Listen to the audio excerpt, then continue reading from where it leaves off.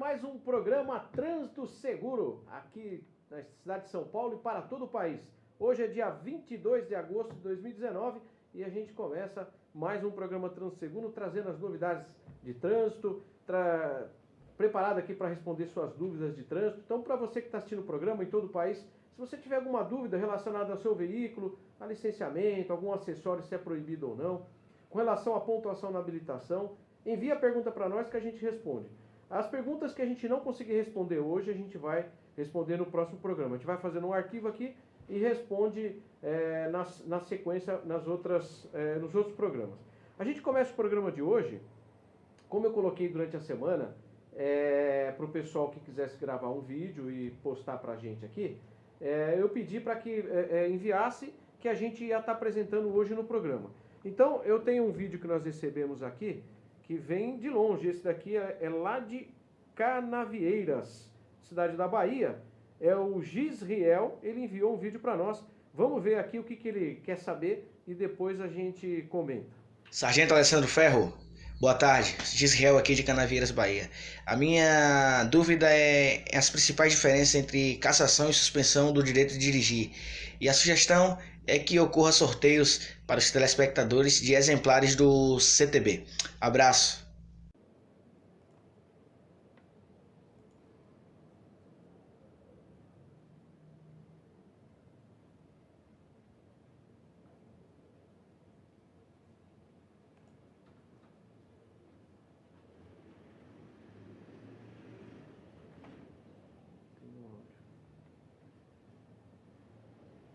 Tem um áudio aqui.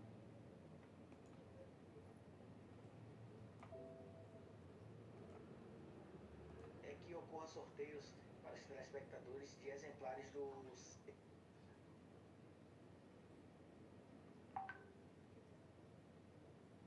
Bom, já ouvimos aqui o vídeo do Gisriel de Canavieiras, cidade da Bahia.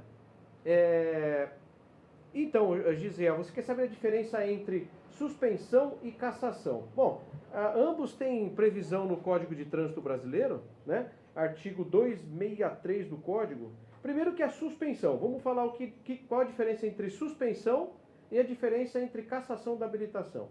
Quando que ocorre a suspensão? Quando você atingir a somatória de 20 pontos ou mais, lembrando que não são 21, são 20 pontos. Atingiu a somatória de 20 pontos, a habilitação ela já entra em processo de suspensão. Tem algumas infrações que ela tem efeito suspensivo. Então, basta você tomar uma multa e a habilitação sua passará a passar por um processo de suspensão. Algumas infrações, por exemplo, dirigir sob efeito de álcool, dirigir acima de 50% da velocidade da via, as infrações de racha, por exemplo, praticar racha. Você tem ameaçar pedestre que está atravessando na faixa, também suspende a habilitação, entre outras, tá? Então, para suspender, 20 pontos ou algumas infrações que traz suspensão direta. Segunda situação, cassação. Quando que vai ser cassada a sua habilitação? Aí a gente vai vir aqui no Código de Trânsito, artigo 263 do Código, que lá traz quais situações aí que pode trazer a cassação da habilitação. Então, olha lá, o artigo 263, a cassação do documento de habilitação dar-se-á suspenso o direito de dirigir o infrator conduzir qualquer veículo. Então, vou repetir. Quando suspenso o direito de dirigir o infrator conduzir qualquer veículo. Ou seja, você já está suspenso, cumprindo a suspensão, e você é surpreendido dirigindo. O agente lá, o policial, vai fazer uma autuação e essa autuação vai gerar a cassação da habilitação.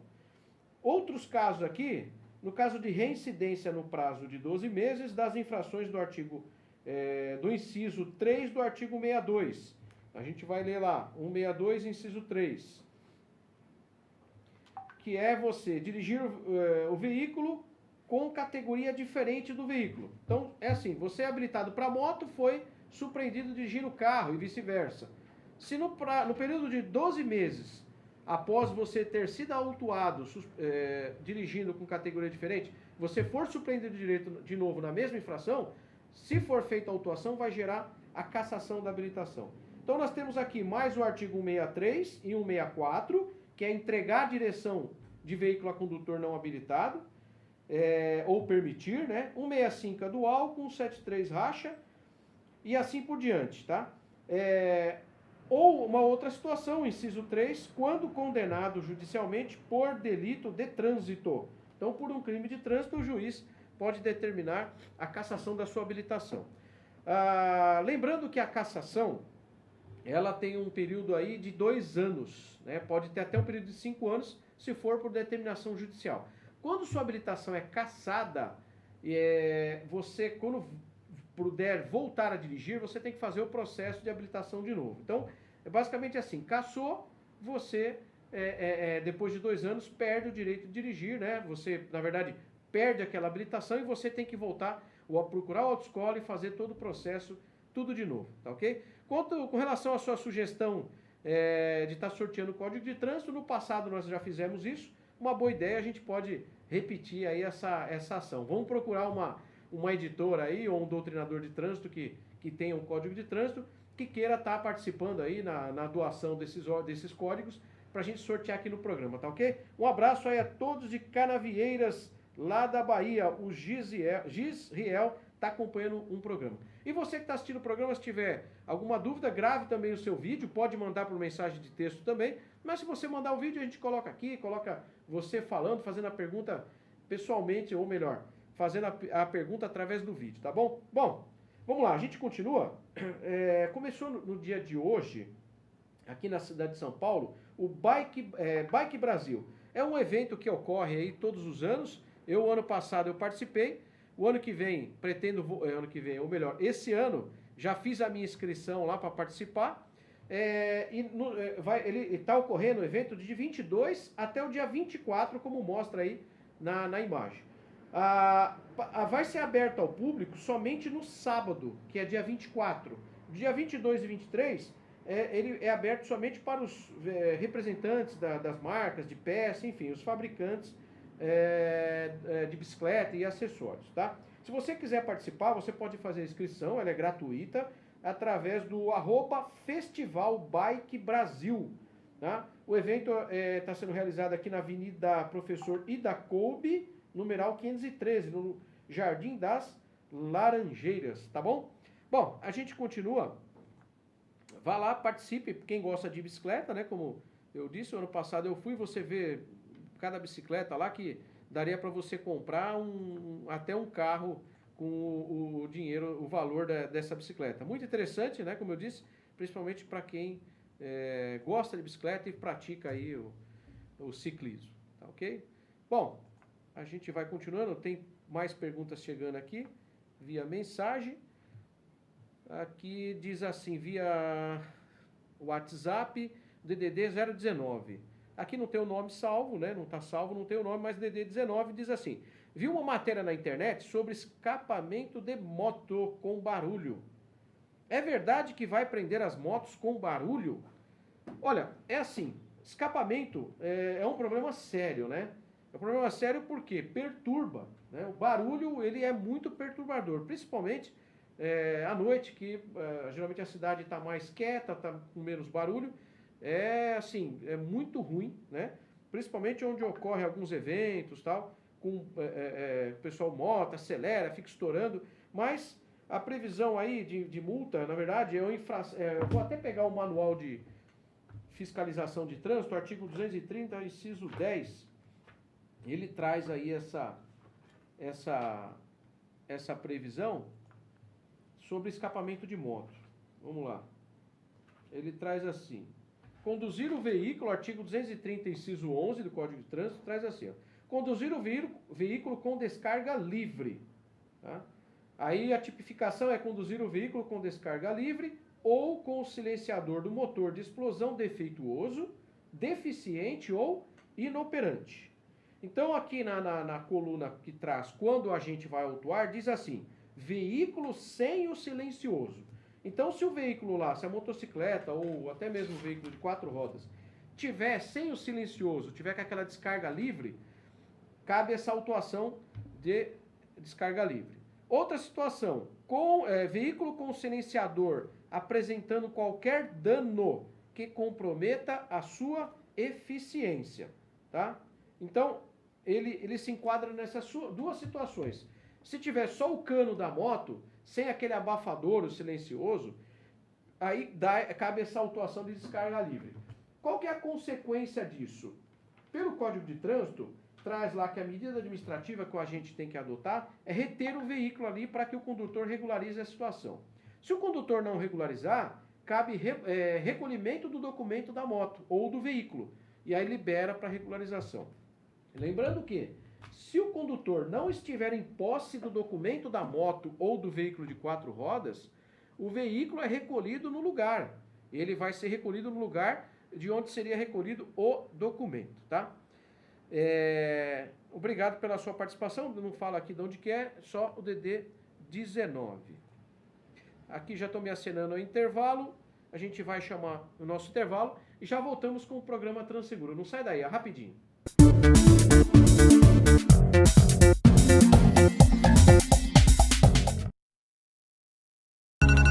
A gente é assim, gosta de saber o que está acontecendo, de fazer acontecer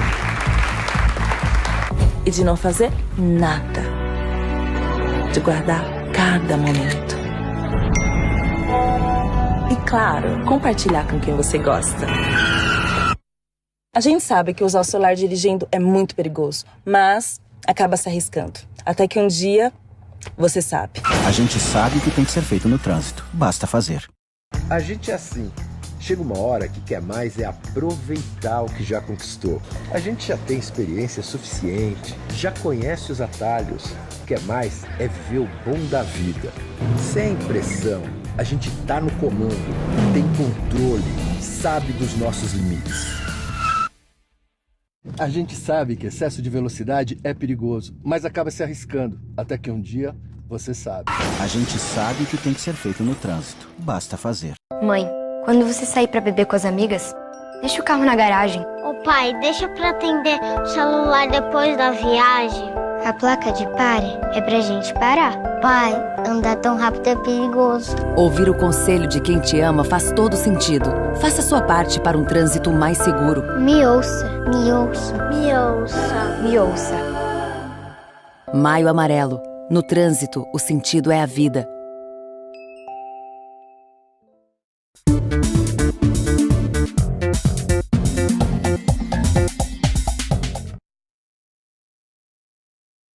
O programa Trânsito Seguro. Bom, eu anunciei hoje que eu estaria basicamente falando, entre outros assuntos, sobre o DRL, que é um sistema que sai original nos veículos, é um sistema de iluminação.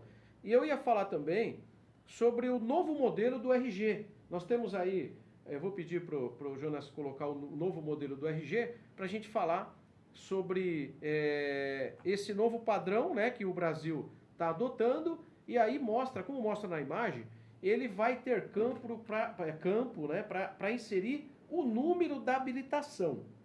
Até que se saia, qual que é a minha preocupação, por que eu quis falar? Primeiro, a novidade da documentação, e eu acredito que muita gente já deve estar gerando dúvida se esse RG, que tem campo para inserir lá o número da habilitação, se ele vai substituir a habilitação física, né? O formulário de habilitação tradicional para fins de fiscalização. Pode voltar aqui, Jonas, por favor. Até que não saia nada, nenhuma resolução, uma portaria do Conselho Nacional de Trânsito, né? Esse documento, em princípio, não vai valer como documento de identificação para motorista. Como eu disse, em princípio não vai valer. Pode ser que se inclua, porque o formulário me parece que não tem campo para inserir, por exemplo, a validade da habilitação. Também não tem campo para inserir a categoria da habilitação. Me parece que não tem. Então, até mesmo se tivesse, ele não substituiria, porque a terminologia é registro geral, RG, documento de identidade. Carteira de habilitação, Carteira Nacional de Habilitação, é um outro formulário. Então, o órgão de trânsito, lá o órgão máximo de trânsito, vamos dizer assim, né, o Conselho Nacional de Trânsito, por meio do Denatran, ele tem que providenciar uma resolução, uma portaria, enfim, que regulamente isso. Eu acredito que não vá regulamentar. Até mesmo porque o caminho do órgão de trânsito hoje é facilitar a vida, ter isso em formato eletrônico, né? Já existe habilitação em formato eletrônico e você pode apresentar para o policial no celular, né? O documento do veículo, ele foi dispensado o porte, se você conseguir comprovar o licenciamento do veículo, mas também ele está partindo aí para ser um documento que você possa apresentá-lo aí de forma digital também, tá? Então, esse tipo de problema não vai surgir. Mas, em princípio, não pode, ele não substitui a habilitação até que regulamente, tá? Outro assunto que a gente vai falar aqui é sobre o DRL. O que significa DRL? Significa a sigla Daytime Running Light, que significa luz de rodagem diurna. Alguns condutores confundem o uso do DRL com a lanterna, tá? O DRL ele sai original de fábrica. Eu preparei um texto aqui, até tem na imagem, essa imagem que mostra nesse veículo, é o farol com o DRL integrado. Então ele já tem o DRL dentro do farol. Então no projeto do veículo já saiu lá, no projeto já foi inserido e original de fábrica. Então ó, ele é acionado automaticamente, né, o DRL, assim que o carro é ligado. Desse modo, não exige qualquer ação do motorista. O DRL tem a função de melhorar significativamente a visibilidade do veículo sobre iluminação natural, ou seja, durante o dia. O objetivo não é auxiliar o motorista a visualizar a estrada, mas sim fazer com que o veículo se torne perceptível para outros condutores. Esse equipamento ele ganhou ainda mais importância, né, no Brasil após a aprovação de uma lei, que foi a Lei 13.290/2016, que passou a obrigar o uso de farol baixo nas rodovias durante o dia. Embora o texto não faz qualquer menção ao DRL, né, dessa lei, o Denatran ele enviou através de um ofício, né, na verdade publicou, para que as autoridades de trânsito, os DETRANS, as polícias militares, Polícia Rodoviária Federal e Estadual, que pudesse aceitar, né, não autuar o veículo que tivesse com o DRL acionado na rodovia durante o dia, porque reconheceu que esse sistema ele funciona também, tá? Mas existe uma situação que o pessoal desconhece, né? Eu também coloquei no texto abaixo aqui, o DRL pode ser integrado aos faróis ou posicionado separadamente no para-choque. Isso varia de acordo com a marca e modelo do veículo. Normalmente sua função, porém, não muda. O DRL é destinado apenas para uso em condições de luz natural, quando o veículo estiver trafegando em dias de baixa iluminação ou em outras condições meteorológicas. O motorista deve utilizar os demais recursos do sistema, tá? Tem o site lá da SESV Brasil, ele traz bastante dica relacionada a sistema de iluminação, eu recomendo acessar lá. Luz de posição, lanterna, substitui o DRL? A luz de posição, a lanterna, é aquele primeiro estágio. A luz de posição, né, as luzes de posição são acionadas pelo motorista. Elas também têm a função de tornar o veículo mais visível. Porém, como emitem menor intensidade de luz, quase não são perceptíveis quando utilizadas durante o dia. Por isso, não substituem os faróis em circunstância alguma, tampouco o DRL. Nós temos uma outra imagem, eu vou pedir para o Jonas soltar ela aí, que é um sistema de LED que o pessoal tem confundido aí também. Ó, nesse caso, é luz de posição em LED. Esse sistema é original, tá? Ele sai original de fábrica no veículo, em alguns modelos, principalmente da Chevrolet, aqui no Brasil e fora também. Os filetes de LEDs utilizados nos faróis do carro têm a função de DRL. Muitas vezes, eles atuam simplesmente como luzes de posição. Em outras palavras, são apenas faroletes. Por isso, é importante conhecer a diferença entre os dois sistemas para utilizar nos momentos corretos. Confundir as luzes pode resultar em multa. Lembrando que essa multa é média, R$ 130,16, tá ok? Bom, o que eu tinha para passar sobre DRL é isso, a gente vai recebendo perguntas aqui.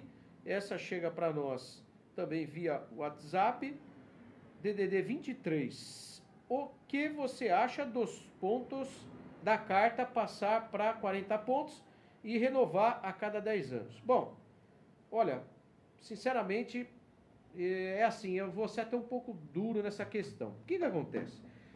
Vou falar a real situação, vou falar agora como fiscalizador que sou também, é uma outra atividade minha, fiscalizador de trânsito. A gente, infelizmente, na rua, a gente, quando aborda o condutor e fiscaliza, você tem uma média aí de 80% dos condutores suspensos continuam dirigindo, né? Então, a quantidade de pontos não restringiu, né? Não impediu que os mesmos continuassem dirigindo.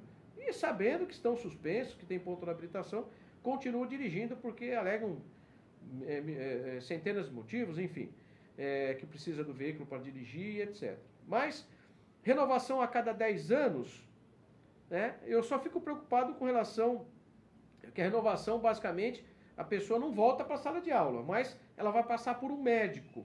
10 anos não é muita coisa? Eu não mexeria, eu deixaria a cada 5 anos a renovação, porque também não é muito, não é 5 anos, é um tempo relativamente, não é tão longo assim, tá bom? Agradeço a sua participação, tem uma outra pergunta chegando aqui para nós, perguntando assim, ó, quem bate atrás é culpado? DDD 11, São Paulo, não colocou o nome aqui, mandou agora, o Marcos de São Paulo, DDD 11, ele pergunta se quem bate atrás é culpado. Tem um entendimento do STJ que não necessariamente, ô Marcos, quem bate atrás é o culpado. Existe a presunção de culpa, porque o condutor ele tem que atender lá, né, as normas, as regras de circulação e conduta previstas no próprio Código de Trânsito. Se você pegar o Código de Trânsito, artigo 28, ele traz assim, tá? Vamos lá, eu vou ler para vocês aqui. Artigo 28, ele traz o seguinte texto, seguinte redação. O condutor deverá, a todo momento, ter domínio do seu veículo, dirigindo-o com atenção e os cuidados indispensáveis à segurança no trânsito, né?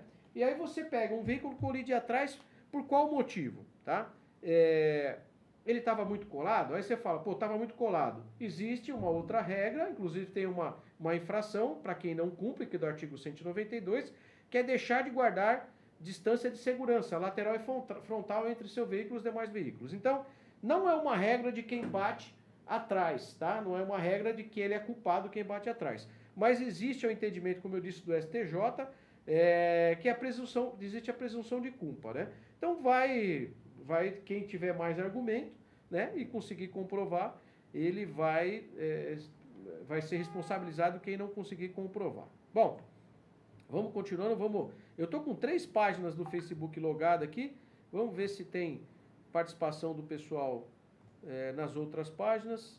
Aqui a Solange de Abreu, ela diz assim, né, mandou aqui no Facebook da TV Guarulhos, gostaria de comprar um quadriciclo, mas fui informada que não é permitido transitar em via pública, só em estradas ou rua de terra. Mesmo indo ao centro da cidade, é pouco trânsito.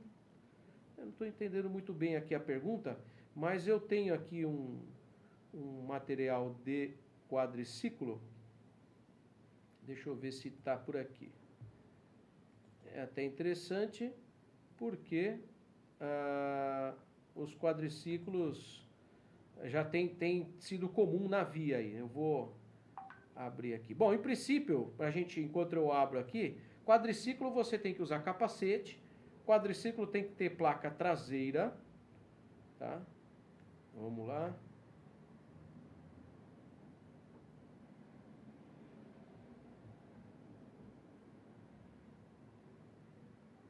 E ele pode transitar, não pode transitar nas rodovias, somente nas vias urbanas, tá ok? Então vamos voltar aqui. A Solange, você tem que ter habilitação, tá? Habilitação B, no mínimo, não pode ser habilitação de moto, porque o quadriciclo é um veículo de 4 rodas. Ele tem que ter os espelhos retrovisores, farol, lanterna. O condutor tem que usar capacete, tá? E ele tem que ter placa traseira. Transitar somente nas vias urbanas, não pode transitar nas rodovias, tá ok? Obrigado pela sua participação. É a Solange de Abreu. Como que nós estamos de tempo? 2 minutos, Jonas? 2 minutos ainda? Tá. Vamos lá, vamos ver se a gente consegue responder mais uma pergunta. aqui a pergunta, a habilitação digital realmente está válida? Sim, ela está válida desde 1º de julho de 2018, se eu não me engano, resolução 589 de 2016 do Conselho Nacional de Trânsito. Você baixa o aplicativo lá e você pode apresentar lá para o policial a habilitação no celular, tá ok? Aqui, boa tarde, está agradecendo aqui a Solange de Abreu. Bom, a gente continua, eu vou ter que ver aqui se eu consigo atender todos, estou fazendo a transição de páginas aqui, peço desculpa de antemão se eu não conseguir responder. Aliás, eu tinha que responder uma situação, mas acho que não vai dar tempo, se não der eu vou responder no próximo programa, o Jonas já está me apontando aqui 1 minuto, que foi o Jorge, deixa eu achar aqui, é muito papel, mas a gente vai ver se dá tempo de responder. É o Jorge Calfoglu. Ele vem há alguns dias me questionando sobre uma pergunta que ele me enviou, eu não achei essa pergunta, depois ele me mandou, mas a pergunta dele eu vou pedir para o Jonas colocar aí, porque eu tenho mais de uma página e eu tenho bastante demanda para responder. Ô Jonas, por favor, coloca um print de tela. Ele colocou assim, no dia 30 de julho. Bom dia, sargento. Preciso sanar uma dúvida.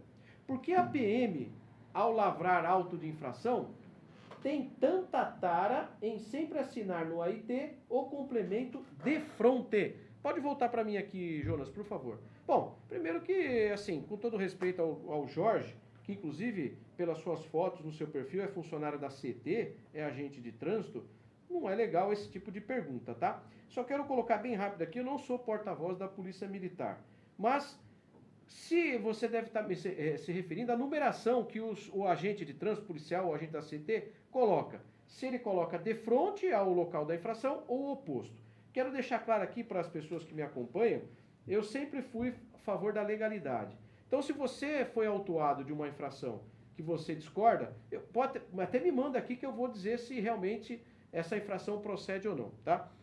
Eu acredito que ele estava num momento não muito legal, né? Mas eu tenho o maior respeito a todo agente de trânsito, a profissão, tem agente de trânsito pelo Brasil morrendo por causa de multa, né? Maus profissionais tem, toda a profissão tem, mas admiro a profissão, tenho o maior respeito pelos agentes de trânsito, tá ok? Bom, a gente já está acenando aqui que tem que encerrar o programa. A gente volta aí a semana que vem. Esse programa vai estar disponível daqui a pouco aí para ser acessado no seu total, tá ok? Tenham todos um ótimo restinho de tarde. Até a semana que vem, se Deus quiser. Tchau, tchau.